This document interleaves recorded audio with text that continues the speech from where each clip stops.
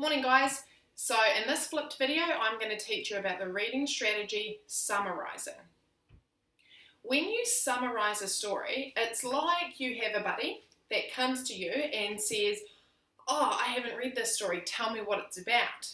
And instead of reading the whole story, you go, "Oh, okay, here, I'll give you all of the main things, all the important stuff that happened in the story in the right order." I'm going to show you an example as soon as my buddy gets here. Okay, so my buddy's just got here and he's just said he hasn't read the story and he wants me to give him a quick summarize the story Goldilocks and the Three Bears. I don't know why. So I'm going to give my buddy a summary of all of the main things that happen in the story in the order that they happen.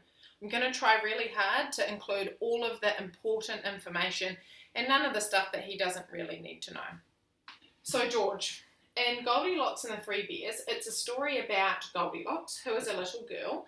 She tries out the furniture and then she sleeps in a bed and she gets woken up. Cool. Done. Do you think that was enough information or did I miss something out? Pause this video now and have a little bit of a think about Goldilocks and the Three Bears and whether or not I missed any information out of the story. Okay, so if you had a little bit of a think about it, I had a bit of a think about it too. I think I did miss some important information out of the story. Maybe I should tell George all about the forest. Oh, so this forest that she's in, beautiful. It's green. So George just told me that he didn't think that I needed to talk for 10 minutes all about the forest. I mean, it's a beautiful forest, but I think that he's right.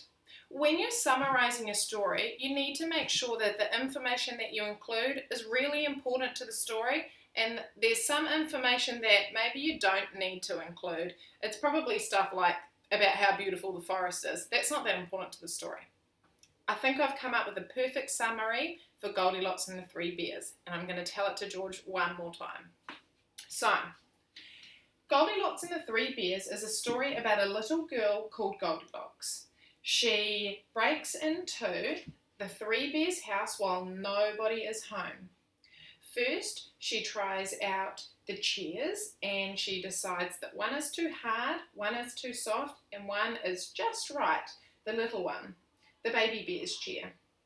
Then she tries out some porridge and one is too cold and one is too hot and the baby bear's is just right. Then after all their eating and sitting, she decides to try the beds. She decides one is too hard, one is too soft, and baby bear's is just right. And just as she's fallen to sleep, she wakes up and realises that there's three bears that are looking at her. The bears came home. So she quickly scrambles out of the bed and off into the forest. And that's the story of the Three Bears.